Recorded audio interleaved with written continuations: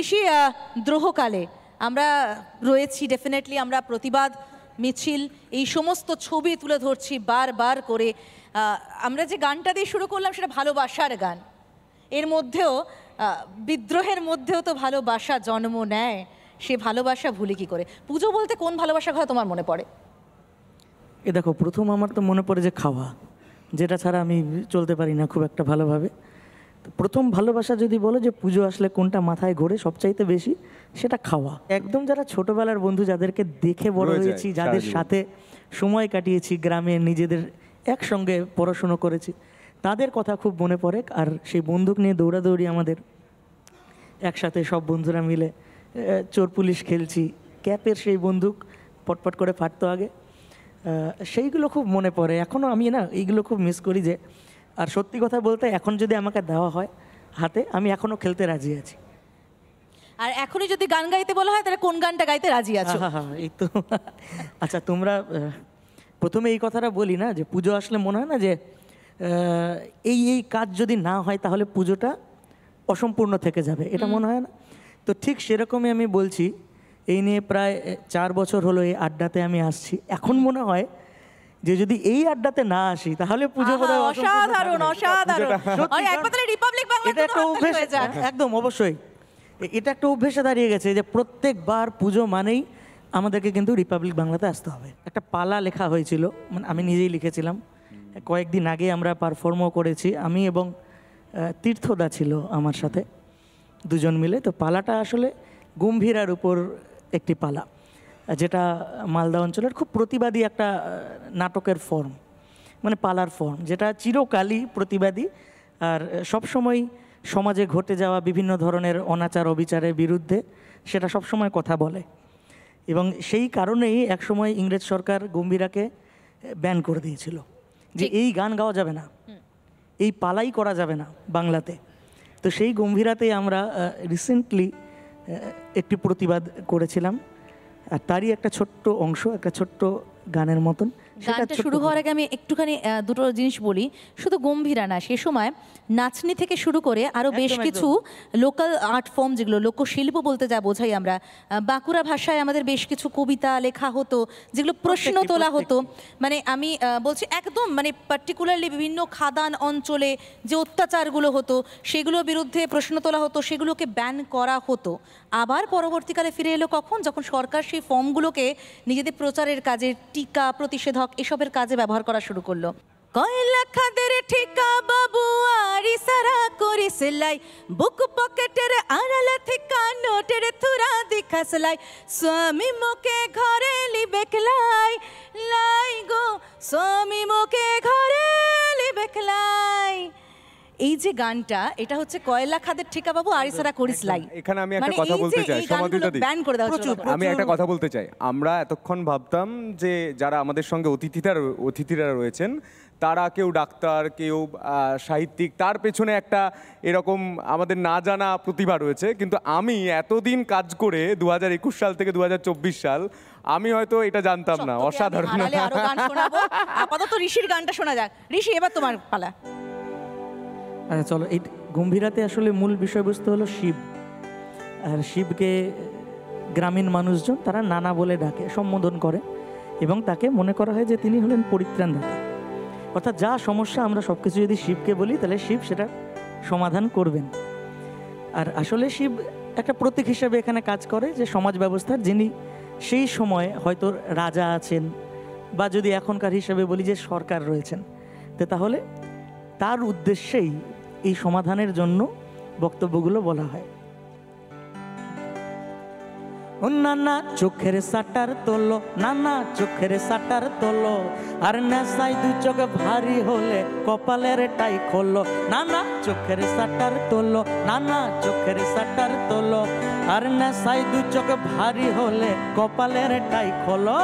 আর নেশায় দু চোখ ভারী হলে কপালের টাই খোলো। মা বোন হচ্ছে যে লাঞ্ছিত, ও তোমার লীলা বুঝি না তো। মা বোন হচ্ছে যে লাঞ্ছিত, তোমার লীলা বুঝি না তো। তাদের ইজ্জতটা বুঝে লিবার সমাধান করো এবার নানা, তাদের ইজ্জতটা বুঝে লিবার সমাধান করো এবার নানা। ও নানা চোখের সাটার তোলো, নানা চোখের সাটার তোলো, আর নেশায় দু চোখ ভারী হলে কপালের টাই খোলো।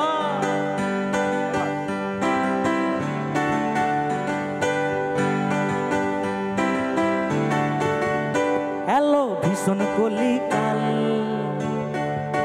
শিক্ষার হায় রে কি হাল। হ্যালো ভীষণ কলিকাল, স্বাস্থ্যের হায় রে কি হাল। হ্যালো ভীষণ কলিকাল, শিক্ষার হায় রে কি হাল। এখন চাকরি পেতে পয়সা লাগে, গরিব দুঃখের হাল বেহাল নানা। এখন চাকরি পেতে পয়সা লাগে, গরিব দুঃখের হাল বেহাল নানা।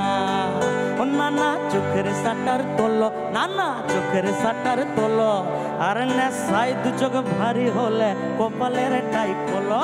আরে নেশায় দু চোখ ভারী হলে কপালের টাই খোলো। আরে নেশায় দু চোখ ভারী হলে কপালের টাই খোলো।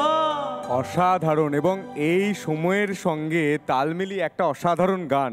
প্রত্যেকেই আমরা যখন শুনতে পাচ্ছি বিভিন্ন মিছিলে, বিভিন্ন মশাল মিছিলে, যে দাঁড়িয়ে কেন দেখবে আসো মিছিলে, সেই সঙ্গে খুব একটা অসাধারণ গান। এবং আড্ডা যখন চলছে তখন খালি মুখে তো পুজোর সময় আড্ডা হয় না। হ্যাঁ, আর আমার না মুখ চলতে থাকে। সেটা তো আমি জানি, সেটা তো আমি জানি, সেটা তো আমি জানি। এনেছিস কি? নাকি? না, আমার কাছে নেই, আমার কাছে নেই, তাহলে যেতে হবে। কোথায়? প্রভুজির দোকানে? আমাদের আড্ডা মানে প্রভুজি ভুজিয়া, মানে সেটা না হলে আমাদের আড্ডাটা আবার জমে টমে না। ঠিক, কিন্তু একদম সংক্ষেপে যে বিষয়টা জানার চেষ্টা করব, সত্যি কতটা কঠিন এই মুহূর্তে, বিচারাধীন বিষয় আমি জানি, কতটা কঠিন এই মুহূর্তে একজন ফরেনসিক বিশেষজ্ঞ হিসেবে আপনার মনে হয় পুরো বিষয়টাকে প্রমাণিত করার? খুবই কঠিন।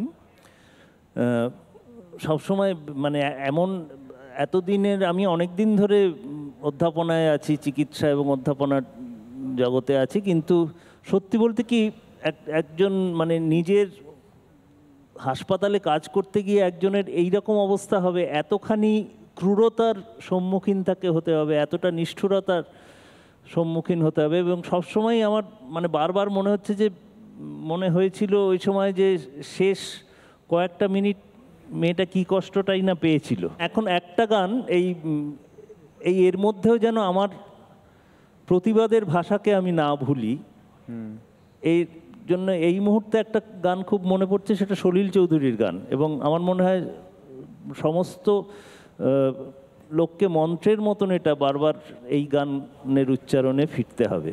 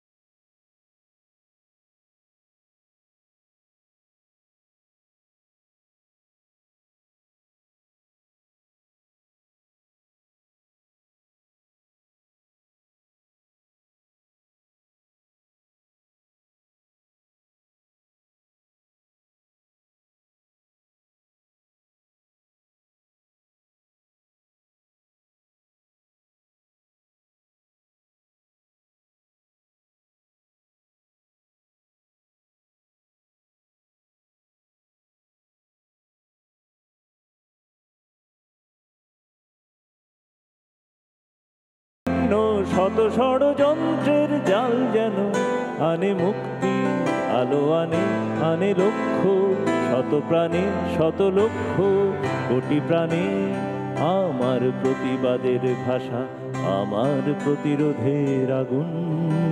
আমার প্রতিবাদের ভাষা, আমার প্রতিরোধের আগুন। গোটা দেশ, গোটা বাংলা নিশ্চয়ই এই যে গানটা, এই গানের সঙ্গে গোটা ছবিটা রিলেট করতে পারছে।